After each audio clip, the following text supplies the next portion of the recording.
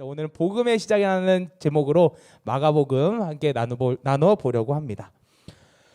전도사님이 최근에 서점을 좀 다녀왔어요. 서점을 왜 다녀왔냐면 제가 우리 곧 있으면 훈련도 시작하고 훈련 교재도 볼 겸 전에 보고 싶은 책도 있어가지고 오랜만에 좀 서점을 갔는데 서점을 가니 오랜만에 되게 기분이 좋더라고요. 그래서 안에서 막 책도 보고 이것저것 보면서 원래 사려고 했던 책도 사고 이제 플러스 알파로 더 볼만한 책이 있나 없나 하면 좀 책을 훑어봤습니다.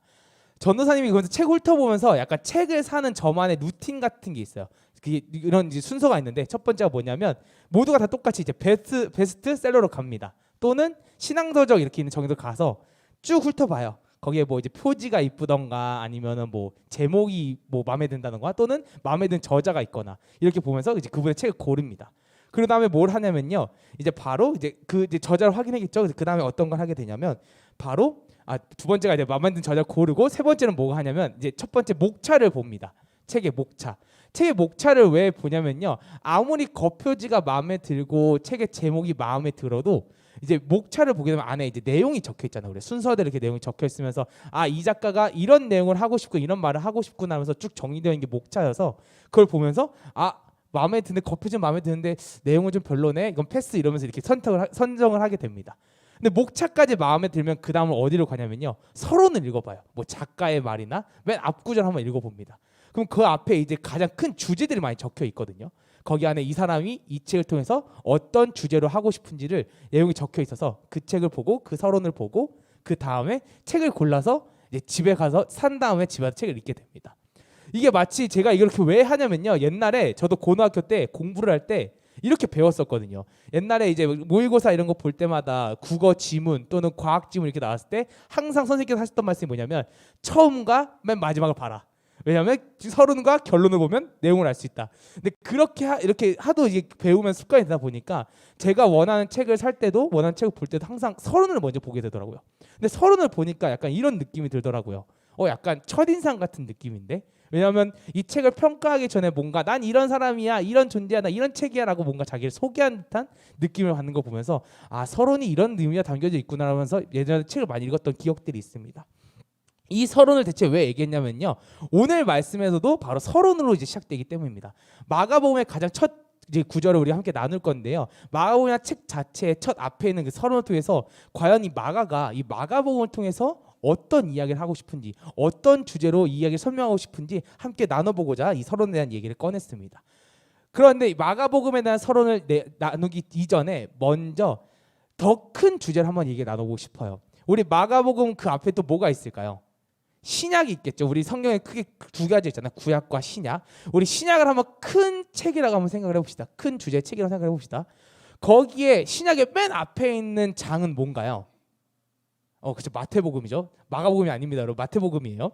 그러면 이런 의문이 들 수 있어요. 목사님, 전도사님이 갑자기 마가복음에 대해서 설명을 해주겠다 얘기를 하는데 서론에 대해서 얘기도 했는데 뭐야, 신약의 맨 앞에 있는 건 마태복음인데 뭐 마가복음에 상관없는 거 아니야? 라는 질문이 있을 수 있는데, 이 마가복음, 마태복음 이 두 권, 또 거기에 누가복음, 요한복음 이 네 권에 좀 색다른 특징들이 있습니다. 그게 뭐냐면요, 바로 사복음서라고 학자들은 이렇게 부릅니다. 그게 뭐냐면 하나의 주제를 가지고 다른 작가의 시선으로 글을 적어놨어요. 정확히 말하면 마태, 마가, 누가를 공간 복음이라 얘기를 하고, 그 다음에 요한복음을 포함해서 사복음서라 얘기를 하는데요, 이걸 통째로 뭐라고 하면 다 비슷한 내용이 적혀있기 때문에 이렇게 표현을 하고 있는 겁니다. 그런데 이들이 갖고 있는 공통점이 하나가 뭐냐면요, 바로 예수님이라는 겁니다. 이 네 권의 책은 참 신기하게도 예수님의 일대기로 예수님의 이야기를 각자 다른 네 사람의 시선을 글을 적게 만들어놨어요. 그럼 여기서 질문이 던져지겠죠.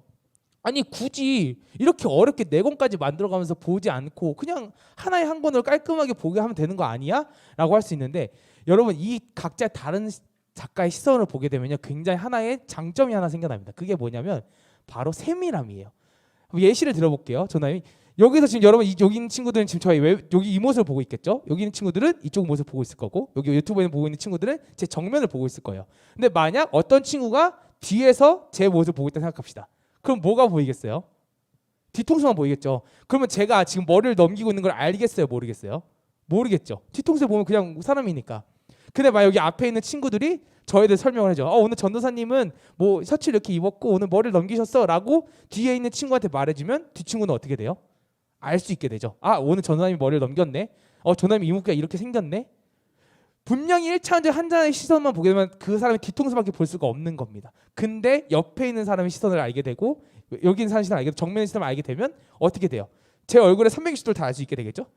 그런 것처럼 저 5mm 조밀하게 더 모든 걸 다 알 수 있을 거예요. 그런 것처럼 이렇게 하나의 사건을 하나 예수님에 대해서 이 네 명의 작가가 왜 다르게 글을 적어 같은 사건을 가지고 왜 다른 시점을 적게 했냐면요. 예수님에 대해서 더 자세히 알아가기 위해서 적어 놓은 겁니다. 예수님의 일생이 어땠는지, 예수님이 어떠한 분이신지 이 네 개의 책을 통해서 아, 예수님이 이러신 분이었구나, 이런 사람이었구나, 이러신 분이었구나라는 걸 알게 하면서 깨닫게 만드는, 그렇기 때문에 이 네 개가 사복음서로 학자들은 하나의 거의 그 큰 주제로 묻고 있어요. 그렇기 때문에 신약의 가장 큰 주제를 알 수가 있죠. 서론에서 이미 예수님에 대한 얘기를 하고 있기 때문에 신약의 가장 큰 주제는 바로 아, 우리에게 오신 메시아로 오신 예수님에 대한 이야기구나라는 것을 우리가 알 수 있게 됩니다. 그러면 그런 신약의 주제를 가지고 있는 이 예수님의 주제를 갖고 있는 마가복음에서 작가 이 마가는 과연 어떻게 이 마가복음을 시작하고 있는지 우리 함께 말씀을 보고 살펴보려고 하는데요. 오늘의 본문 말씀입니다. 마가복음 1장 1절 말씀입니다. 함께 읽도록 하겠습니다. 시작. 하나님의 아들 예수 그리스도의 복음의 시작이라. 아멘.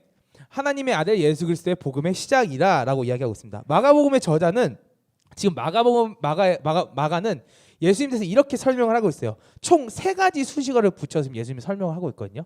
그 첫 번째 수식어가 뭐냐면 바로 하나님의 아들입니다. 하나님의 아들 예수 그리스도의 복음의 시작이라서 하나님의 아들이라는 수식어를 붙여줘요. 여러분, 그렇다면 하나님의 아들이 가지고 있는 의미가 대체 뭘까요? 단순히 뭐 하나님의 아들, 선, 뭐 이렇게 우리가 자녀, 자식 이런 느낌인가요? 이런 느낌일까요? 하나님의 아들이라는 의미는 굉장히 특별한 의미를 가지고 있습니다. 그 의미는 어디서 찾아볼 수 있냐면 바로 요한복음에서 찾아볼 수 있는데요. 요한복음 1장 1절에 이렇게 나옵니다. 함께 읽도록 하겠습니다.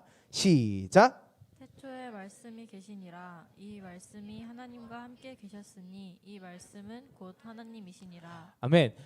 태초에 말씀이 계신다라고 이야기합니다. 이 태초에라는 말이 뭐냐면요. 영어로 표현하면 in the beginning이라는 말이에요. 이 말이 뭐냐면 이 전에 이미 말씀이 계셨다. 그 말은 뭐냐면요. 우주가 탄생하기 전, 물질이 있기 전에 그 전에 이미 말씀이 계셨다라고 이야기를 하고 있는 겁니다. 근데 이 말씀이 하나님과 함께 계셨고 뭐라고요? 곧 하나님이라고 이야기합니다. 왜 말씀을 곧 하나님이라고 이야기하는 걸까요? 우리 혹시 창세기의 내용 여러분 잘 알죠? 하나님의 천지창조에 대한 얘기들. 하나님께서 천지창조를 하실 때 어떻게 창조해내셨어요? 혹시 아는 분? 아는 친구? 어떻게? 말씀으로 창조내셨죠. 말씀으로 산과 땅과 하늘을 가르시고 말씀으로 생물 탄생했고 다 말씀으로 시작했습니다. 말씀으로 하나님께 세상 창조돼서 그래서 그렇기 때문에 이 말씀에는요 하나님의 능력이 담겨져 있는 겁니다. 하나님의 힘이 담겨져 있는 겁니다. 그래서 요한복음의 저자는 이렇게 얘기하는 거예요. 말씀이 곧 하나님이라고요. 왜냐하면 그 안에 생명의 그 탄생과 모든 것들의 탄생, 그 창조에 대한 개념이 다 들어가 있기 때문이죠. 그런데 이 말씀에 대한 부분을 또 요한복음 1장 14절에서는 이렇게 표현을 하는데요. 제가 읽도록 하겠습니다. 말씀이 육신이 되어 우리 가운데 거하심에 우리가 그의 영광을 보니 아버지 독생자의 영광이요 은혜와 진리가 충만하더라. 아멘. 그 말씀이 그 능력의 말씀이 육신이 되었대요. 우리와 같아졌대요. 그래서 우리 가운데 우리와 함께 있게 됐는데 우리 함께 있게 되었고 그 영광 그 육신이 된 영광을 볼 수 있다 합니다. 근데 그 영광이 무슨 영광이냐면 바로 아버지 독생자의 영광이라고 얘기해요. 이 아버지의 독생자가 무슨 말이냐면 바로 하나님의 아들이라는 뜻입니다.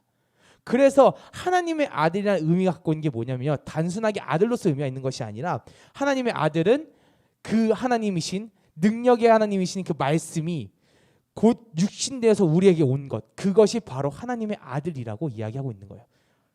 굉장히 큰 의미를 가지고 있는 거죠.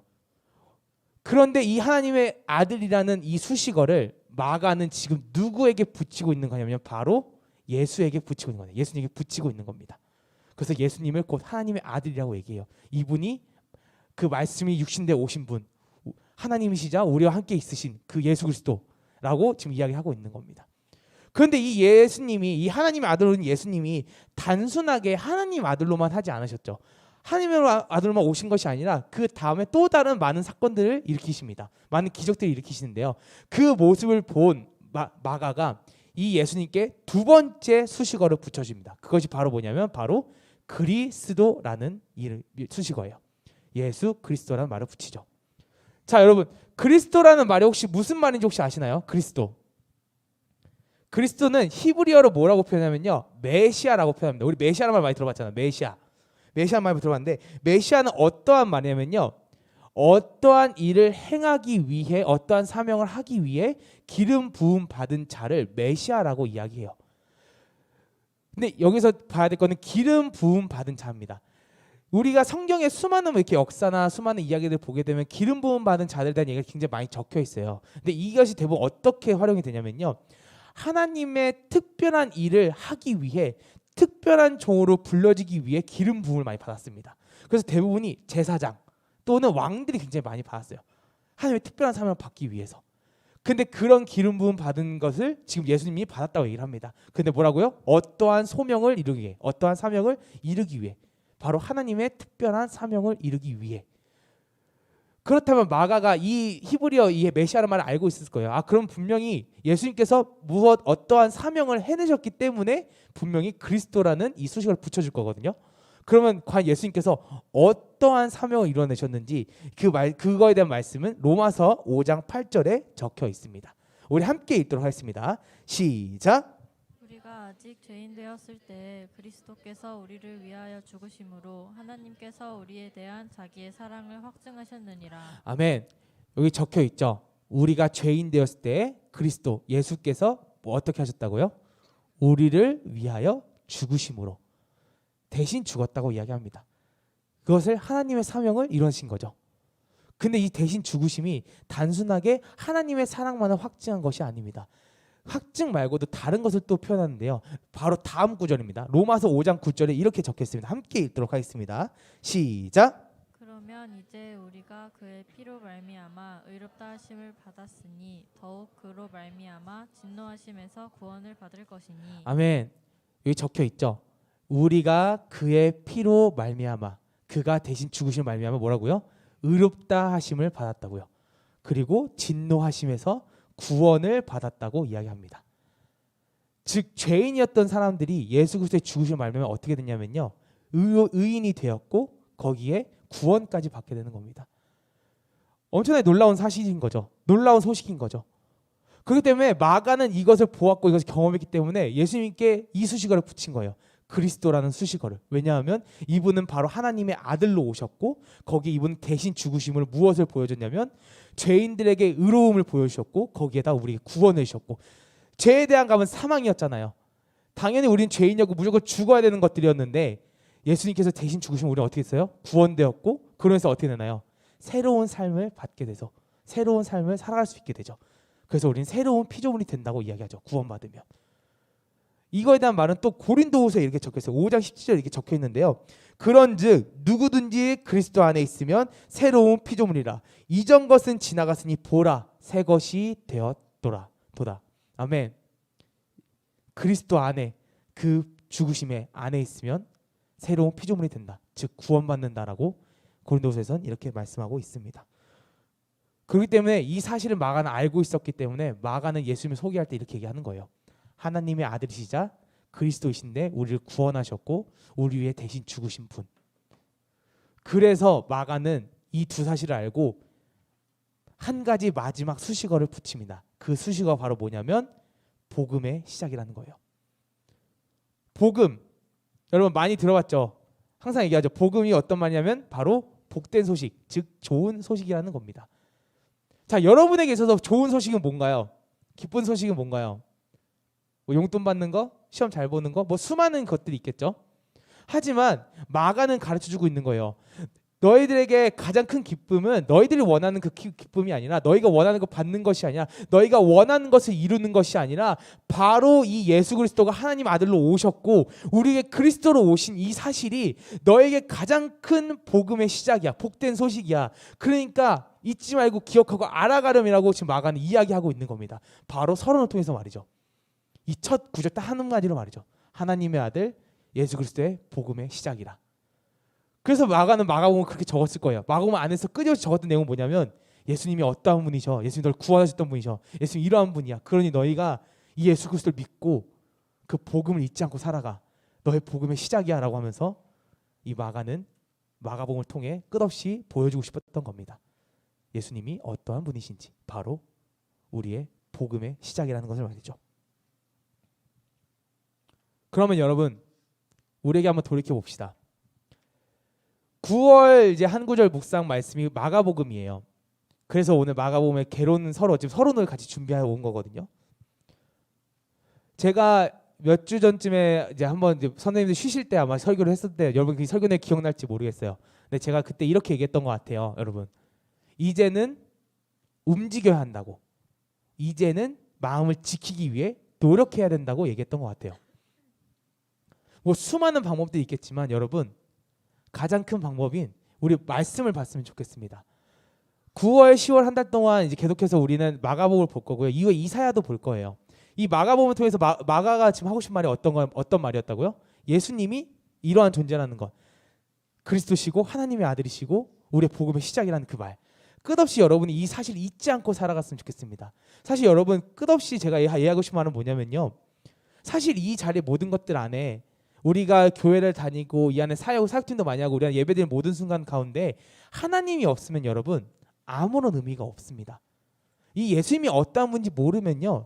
사실 예배는 어떠한 것도 중요하지 않아요. 그냥 시간대보다 가는 거잖아요. 근데 우리가 이 자리에 앉아서 예배를 드리는 이유, 말씀을 듣는 이유가 뭐냐면 이 마가부터서 알려주고 했던 것처럼 예수님이 어떠한 분이시라는 것, 우리에게 정말 복음의 소식이라는 것, 그것을 잊지 않기 위해 우리는 이 자리에 끝없이 지켜나고 있지 않나요? 그런데 여러분 그것을 삶으로까지 가져왔으면 좋겠습니다. 내일부터 모닝글로리아 시작해요. 다시 마가복음을 읽을 거예요. 이 마가복음을 읽으면서 여러분 같이 함께 읽으면서 끝없이 예수님 기억했으면 좋겠습니다. 그리고 그 다음이 바로 이사야 말씀이에요. 사실은 이제 한 구절 묵상을 보면 마가복음의 끝이 나고 이사야가 나오거든요. 마가복음은 생각이 짧아요. 16장밖에 안 됩니다. 그래서 아마 9월 중순 되면 끝날 거예요. 그럼 이사야가 나오겠죠? 그러면 그렇게 생각 있죠. 뭐야 마가복음 막 예수님 기억하려고 열심히 봤는데 그럼 이사야는 뭐 예수님에 대한 여기 없는 건가? 근데 참 신비하게도 아이러니하게도 오늘 말씀에 이사야에 대한 얘기가 나옵니다. 마가복음 1장 2절에서 3절 말씀인데 제가 읽도록 하겠습니다. 선지자 이사야의 글을 보라. 그래 보라. 내가 내 사자를 내 앞에 보내노니 그가 내 길을 준비하리라. 광야에 외친 자의 소리가 있어 이르되 너희는 주의 길을 준비하라. 그의 오실 길을 곧게 하라. 기록된 것과 같이. 아멘. 사실 이 말씀은 이제 세례 요한한테 이야기하는 말이지만 이사야의 글에 이렇게 적혀 있는 거예요. 내 길을 준비해라. 주의 길을 준비해라. 그가 오실 길을 곧게 하라. 그 말은 뭐냐면 이사야서 안에는 우리에게 찾아오실 예수님에 대한 예언이 적혀 있는 겁니다. 이사야는 끝없이 메시아를 예언했고 예수님 오실 걸 예언했고 끝없이 명령했던 건 뭐냐면 그분이 오시니 너희는 준비해. 그분을 맞이할 준비를. 그분의 길을 준비해라고 이사야는 끝없이 얘기하는 거거든요. 이번에 참 그래도 신비롭게도 전하님이 말씀을 준비하면서 이렇게 한 구절 쭉 훑어보면서 이번 9월 10월은 예수님을 잊지 않아야 되는 주간인가 보다라고 좀 생각이 들었던 것 같아요. 아까 말했듯이 마가복음에서는 예수님이 어떠한 분인지 알려주셨고요. 이사야에서는 우리에게 다시 올 예수님을 예언하면서 예수님의 그 길을 기억하라고 얘기하는 것처럼 이번에 한 주간의 삶 동안 또 9월에 10월에 한 주간의 삶 동안 또 우리 모의고사도 있고 우리 고3 친구들은 또 큰 길이 있고 얼마 남지 않은 그 많은 시간들 가운데서 끝없이 하나님을 기억하면서 하나님의 말씀 안에 살아가면서 그분을 잊지 않고 그분의 사랑 기억하며 나아가는 우리 귀한 고등부 친구들이 되기를 간절히 소망합니다. 우리 함께 찬양하면 너무나 좋을 것 같은데 우리 자리에서 일어나 볼까요? 전도사님이 이제 원래 찬양이 밤이나 낮이나였는데 이제 아까 찬양을 하다가 좀 찬양을 바꿨습니다. 우리 마지막에 했던 찬양 내 영혼은 안전합니다라는 찬양인데요. 이 찬양의 가사처럼 그리스도 안에 있으면 우리 영혼이 평안하다 얘기하는 것처럼 그리스도 안에 우리가 새로운 피조물이 되는 것처럼 그 하나님의 사랑 잊지 않길 바라면서 함께 찬양하면 너무나도 좋을 것 같습니다.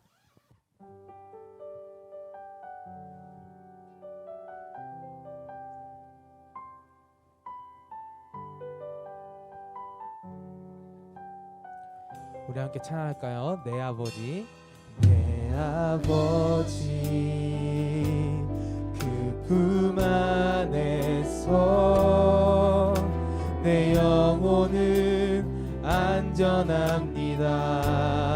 주 손길로, 주 손길로 내 삶을 안으시니 그 평강이 나를 덮습니다. 한번 잠깐, 내 아버지, 내 아버지, 그 품 안에서 내 영혼은 안전합니다. 주 손길로, 주 손길로 내 삶을 안으시니 그 평강이 나를 덮습니다. 나 비록 넘어지며 흔들리지만 주 내 안에 거하며 나를 붙드시니 내 생각을 주께로 돌리고 주시는 평강의 옷을 입습니다. 주 약속 안에서, 주 약속 안에서 내 영혼 평안해.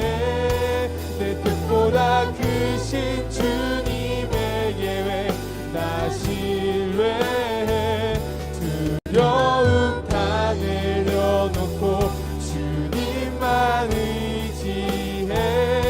주 안에서 내 영혼 안전한. 우리 처음부터 찾아볼까요? 내 아버지, 내 아버지, 그 품 안에서 내 영혼은 안전합니다.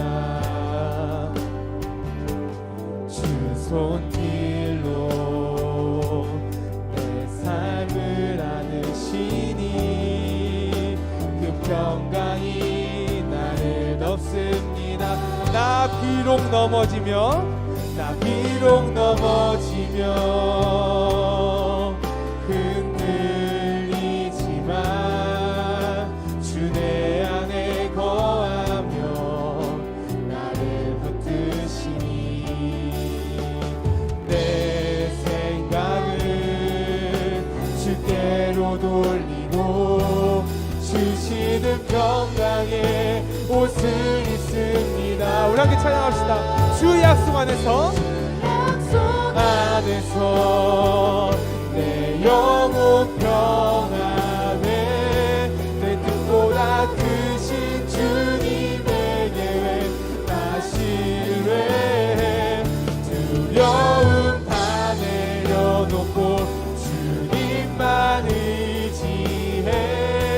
주 안에서 내 영혼 안전하게. 한 번 더, 주 약속 안에서, 주 약속 안에서 내 영혼 평안해. 내 뜻보다 크신 주님의 계획 나 신뢰해.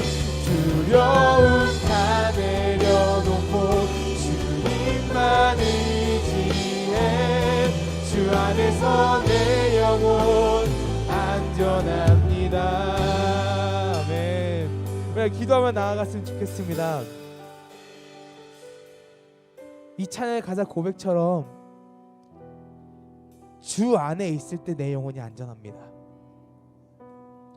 흔들리죠, 무너지죠, 쓰러지죠. 하지만 그 능력이 하나님이신 우리의 구원자이시자 하나님의 아들이시자 그리스도인 예수님께서는 끝없이 우리의 영혼을 안전하게 만드시려고 합니다. 우리 안에 거하셔서요, 끊임없이 우리를 붙드시고 다시 한번 하나님의 길을 살아가게 만드십니다. 그래서 우리 기도합시다. 주님 안에 거하기 원합니다. 저희가 다른 곳에 있는 것이 아니라 다른 곳에 있을지라도 주님 안에 거하기 원합니다. 그 안에서 저희가 불안해할지라도 넘어질지라도 주님께서 우리를 붙드시니 그 안에서 우리 영혼이 편하기 원합니다. 온전히 주님 안에 살아가기 원한다고 우리가 함께 기도하며 나아가도록 하겠습니다. 기도하겠습니다. 주님 그렇습니다. 나아갑니다. 저도 기도하며 나아가는 모든 것이 원합니다. 우리 모든 것 하나 가운데 우리를 구하신 분이 주님이시며 우리 이끄시는 주님이시며 우리 하나님께 나아갑니다. 내 영혼이 평안할 수 있는 이유는, 내 영혼이 평안할 수 있는 안전할 수 있는 이유는 주님께서 우리 안에 거하시면서 우리를 붙드시기 위해 주님 나아갑니다. 그러니 우리가 아무리 흔들고 넘어지셔도 주님께서 시작하기 원합니다. 그 온전히 우리 주인 되시며 우리 그리스도이시며 우리 전진이시며 우리 모든 것 되시며 우리 구원되는 주님을 바라보는 것이 원합니다. 저도 기도하며 부르짖어 나아가냐 우리 주 안에 나가실 것이 없어서 아버지 기도하면서 나아가오니 우리 모든 것 하나 가운데서 역사하시고 함께하시고 붙잡으시고 이끌어서 나아옵니다. 주여 붙잡으시고 함께하시고 이끌어시고 원합니다. 하나님의 아들이시며 능력의 하나님이시며 오직 주의 모든 것 주님 안에 가운데서 우리를 붙잡으시고 함께하시고 이끌어서 나아가셔서 주여 기도하며 나아갑니다.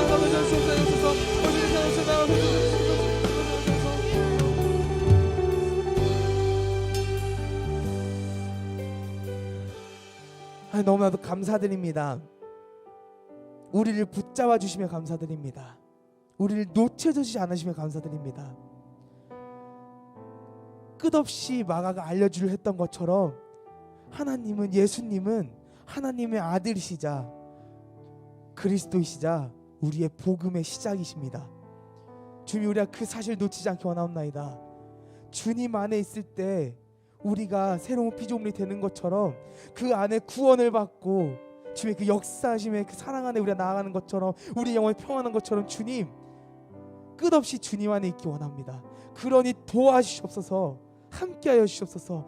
어떤 환경에 있을지라도, 주님이 보이지 않는 환경에 있을지라도 주님 우리가 그곳에서도 마저도 주님 안에 있기 원하오니 우리를 붙잡아주고 함께하시고 이끌으셔서 더더욱 주님의 자녀로서, 왕의 자녀로서 정말 기적을 경험하는 세대로서 더더욱 주님과 함께 살아가는 귀한 우리 고등부 친구들이 될 수 있도록 함께 하시고 붙잡아 주시고 이끌어 주시옵소서. 너무나도 감사드리며 사랑이시고 우리의 주인 되시고 우리의 모든 것 되신 예수 이름으로 기도드렸습니다. 아멘.